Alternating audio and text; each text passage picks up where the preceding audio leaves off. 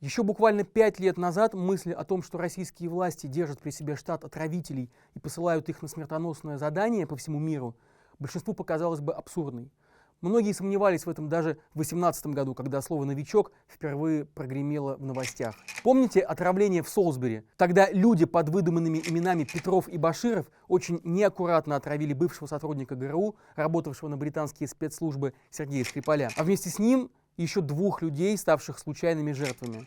Иллюзии и сомнения окончательно развеялись 2 годами позже, когда чудом переживший отравление новичком Алексей Навальный совместно с Bellingcat и Insider выпустил расследование покушения на свою жизнь. В нем расследователи предоставили убедительные и исчерпывающие доказательства того, что группа из 8 оперативников второй службы ФСБ – это, на минуточку, служба по защите конституционного строя и борьбе с терроризмом, которая работает на наши с вами налоги. Годами следила за оппозиционером и предприняла далеко не одну попытку отравить Алексея. Список жертв подозрительных отравлений в России очень длинный. Там есть имена и Дмитрия Быкова, и Владимира Кара-Мурзы, и Александра Литвиненко, и Юрия Щекочихина, а также Анны Политковской, нашего обозревателя. За сколькими покушениями стояли российские спецслужбы, вопрос открытый. Надеюсь, мы с вами еще увидим добросовестные следствия и честные суды по этим делам, где все преступники будут названы и наказаны. А пока на это надежда не очень. Но мы попробуем хотя бы представить, что за люди идут работать наемными убийцами государства, что они думают о себе и о своей страшной работе, а также что может ждать этих профессиональных палачей в будущем.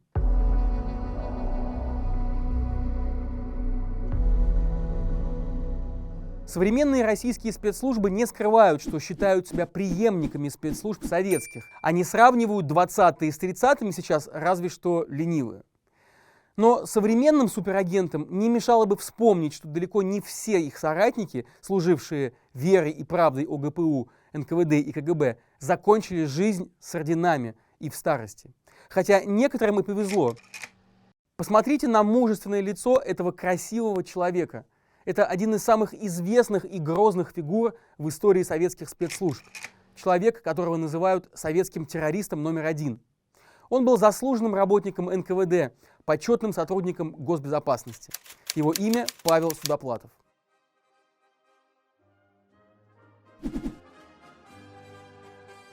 (1923 год. СССР. Вождь мирового пролетариата Владимир Ильич Ленин серьезно болен. После 2 инсультов он частично парализован, но все же сохраняет здравый ум и даже надиктовывает заметки и статьи о деле партии. Но вскоре с ним происходит 3-й инсульт. Ленин теряет речь и становится политическим мертвецом, а через несколько месяцев умирает. Внутри партии разгорается борьба за место наследника. Претендент номер 1 – это Лев Давидович Троцкий.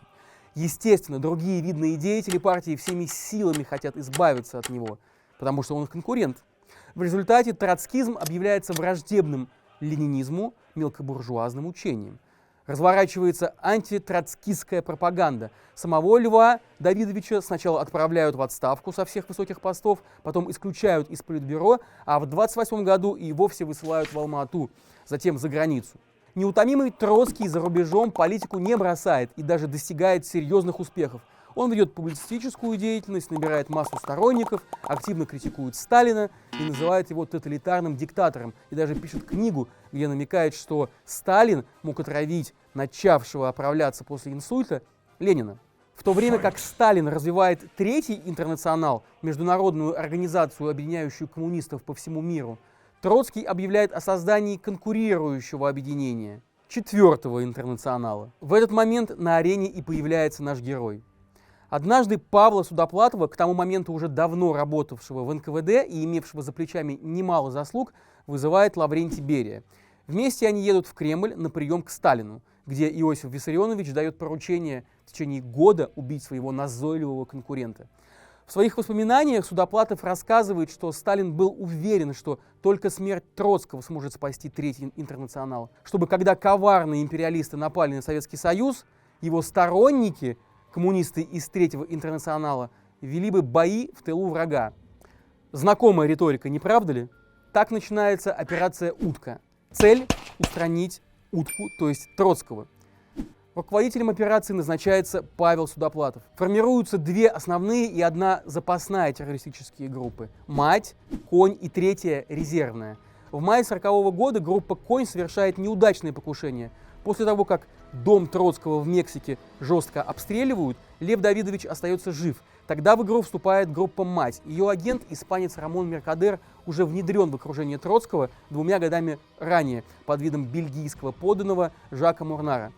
Для чистоты легенды он закручивает роман с сестрой работницы секретариата Троцкого и даже женится на ней. Солнечным августовским днем 1940 года Меркадер, подозрительно укутанный в плащ, приходит в дом к Троцкому и просит оценить написанную статью. Вскоре зашитый в плащ альпинистский ледоруб оказывается в затылке склонившегося над статьей Троцкого, а Меркадер в мексиканской тюрьме. Операция проходит успешно. Утка ликвидирована. Потрясающая история. Чем не советская бондиана? Только вместо Ее Величества кровавый диктатор, вместо агента М известный садист Берия, а вместо главного злодея этакого Ле Шифра человек, который осмелился быть в оппозиции Сталину. Что же заставляло Судоплатова и ему подобных служить верой и правдой одной из самых страшных репрессивных машин в истории? Давайте разберемся. Паша Судоплатов родился в семье простого разнорабочего в украинском Запорожье за 10 лет до Октябрьской революции. В 1917 году умирает отец семейства, оставляя главой старшего брата Павла. Но начинается гражданская война, брат вступает в ряды Красной армии. Кстати, через 2 года службы он становится бойцом в отряде ЧК. Видимо, подвигов хотелось и младшему брату, потому что только окончив 5 классов, 12-летний мальчик сбегает из дома и уходит из города с красноармейцами, становясь настоящим сыном полка. Однако полк разбивают белые. Судоплатов спасается. Вскоре его принимают в роту связи. Если сейчас вы удивились, вспомните, что мальчик успел закончить начальную школу и умел читать. По меркам 19 года это совсем не дурно. В качестве связиста Павел принимает участие в боях под Киевом, в стычках с петлюровцами. В своих воспоминаниях он пишет: «Мое поколение привыкло к жестокостям этой войны, потерям и лишениям. Мы считали все это вполне естественным». Конец цитаты. Уже в 14 лет начинается его путь в спецслужбах. Особому отделу дивизии, понесшему тяжелые потери в боях с украинскими националистами, срочно требуются телефонист и шифровальщик. Посылают Судоплатова. Представьте, подросток печатает документы с грифом «секретно» и расшифровывает телеграммы из Москвы от самого главы ВЧК Феликса Дзержинского. Вот уж действительно головокружительный карьерный старт.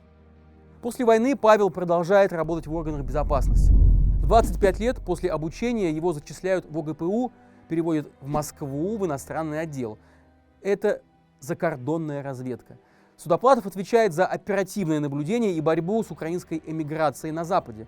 Он начинает выезжать в европейские командировки. Вы только вдумайтесь, 30-е годы, железный занавес, и тут командировки во Францию, Бельгию, Германию, Нидерланды. Судоплатов не просто служит, он уже элита госбезопасности. Кстати, его жена Эмма тоже служит в ОГПУ, в секретно-политическом отделе. Работает сетью осведомителей в только что созданном союзе писателей и в среде творческой интеллигенции. Кто знает, возможно, именно через ее руки проходят доносы на Булгакова, Мейерхольда и Мандельштама. Чем же занимается Судоплатов в ОГПУ? Например, внедряется в ряды руководителей ОУН, Организации украинских националистов. Он входит в доверие ее руководителя Евгения Коновальца. Коновалец спустя несколько лет плотного общения начинает считать Судоплатова даже своим учеником и другом, а в 1937 году Сталин дает задание обезглавить украинское националистическое движение, боясь, что во время войны оно поддержит Германию. Вот как вспоминает эту встречу сам Судоплатов. Ежов предложил, чтобы я сопровождал его в ЦК. Я был просто поражен, когда наша машина въехала в Кремль, допуск в который имел весьма ограниченный круг лиц. Мое удивление еще больше возросло после того, как Ежов объявил, что нас примет лично товарищ Сталин. Это была моя первая встреча с вождем. Мне было 30, но я так и не научился сдерживать свои эмоции. Я был вне себя от радости и едва верил тому, что руководитель страны захотел встретиться с рядовым оперативным работником. После того, как Сталин пожал мне руку, я никак не мог собраться, чтобы четко ответить на его вопросы. Конец цитаты. Забегая вперед, скажу, что в 50-м году любимый Судоплатовым вождь решает от него избавиться, и этого не происходит только по чистой случайности. Итак, через несколько месяцев после встречи со Сталиным Судоплатов встречается с Евгением Коновальцевым в ресторане Роттердама, это в Нидерландах, и вручает ему подарок, любимую сладость, коробку конфет.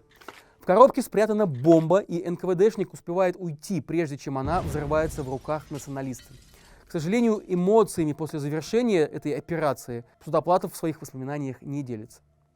В самом начале Великой Отечественной войны Судоплатов получает задание встретиться с послом Болгарии в СССР, у которого были тесные связи с немцами. Через него предстояло выяснить, какие советские территории согласна получить Германия, чтобы взамен прекратить войну. Действительно ли Сталин пытался тогда заключить союз с Гитлером, или, как рассказывал Судоплатов, это была попытка дезинформировать противника, чтобы выиграть время? Непонятно. Но, как мы знаем, сепаратный мир с Германией заключен так и не был. Во время войны Судоплатов самоотверженно служит Родине, например, заведует целым 4-м управлением НКВД, которое организует боевые операции за рубежом, организует диверсии на оккупированных советских территориях, готовит взрывников и разрабатывает средства террора и диверсий. Без иронии, выглядит как патриот и герой войны. Однако грань здесь весьма тонкая. В состав 4-го управления НКВД входит токсикологическая спецлаборатория. Руководит ею профессор Майрановский. Лаборатория изобретает и испытывает яды, которые используются для устранения врагов советского государства. А во время войны ими снабжаются партизаны. Агенты НКВД подмешивают яд в пищу неприятелей, делают смертельные инъекции, колят злодеев концами зонтиков и тростей, стреляют в них отравленными пулями или вводят яд в подушку, вызывая смерть во сне. В некоторых операциях Судоплатов даже участвует лично. И все бы ничего, только опыты Майрановский проводит на заключенных, которые часто умирают в жуткой агонии. По свидетельствам, муки могли продолжаться до 2 суток. Страшная ирония, в то время как в нацистской Германии доктор-садист Йозеф Менгеле ставил опыты над узниками концлагерей, в Советском Союзе похожие вещи происходили в наших отечественных следственных изоляторах и тюрьмах. Методы работы Судоплатова вызывают много вопросов. В 1946 году он получает задание расправиться с Наумом Самметом. Саммет был инженером из Польши, жил в СССР и работал в оборонной промышленности, разрабатывал приборы для оснащения подводных лодок. Поэтому, когда Саммет после войны подает ходатайство о выезде в Польшу, его начинают подозревать в намерении сбежать на Запад вместе со всеми известными ему секретами государственной важности. Так что одним летним днем инженера останавливают на улице. Милиционеры сажают его в машину для установления якобы личности и проверки документов. Вы, наверное, догадались, что милиционеры оказались вовсе не милиционерами, а агентами НКВД, подчиненными Судоплатова. Кстати, сам он тоже присутствует на операции. Наума Саммета увозят, прямо в автомобиле ему вкалывают яд. В 9 утра инженера остановили, в половину 10-го он уже был мертв. А теперь попробуйте представить, что происходило в головах у людей, которые полчаса зажимали Саммета в кузове машины. Долгих 15 минут наблюдали его боль, агонию, слушали предсмертные стоны, крики, а потом выволокли его на дорогу и переехали на грузовике, чтобы настоящая милиция ничего не заподозрила. Представили? Я тоже, честно говоря, не могу. Но это правда. Вскоре после ареста Берии в 1953 году арестовали и Павла Судоплатова, обвинили в пособничестве преступлениям Берии, опытах над людьми, многочисленных убийствах, сговоре для достижения сепаратного мира с фашистской Германией и приговорили к 15 годам лишения свободы. Судоплатов вины не признал и позже в мемуарах с гордостью описывал заслуги. После окончания срока активно боролся и за свою реабилитацию. Успешно. Был полностью реабилитирован при жизни в 1992 году.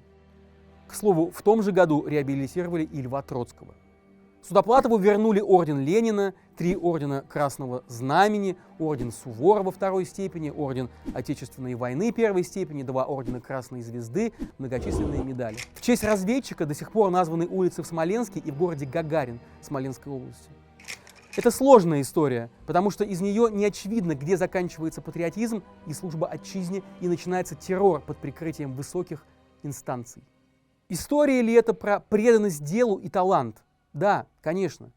Рассказывает ли она о жестоких бессудных расправах? Да, без сомнений. Но давайте остановимся на том, что это история про выбор. Выбор для человека на государственной службе особенно сложный.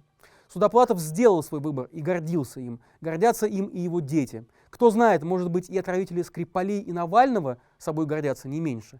А еще, по-моему, эта история очень современная. Ведь сегодня, когда российская власть каждый день находит новых врагов внутри страны и за границей, перед своим сложным выбором может встать абсолютно каждый. Продолжение следует.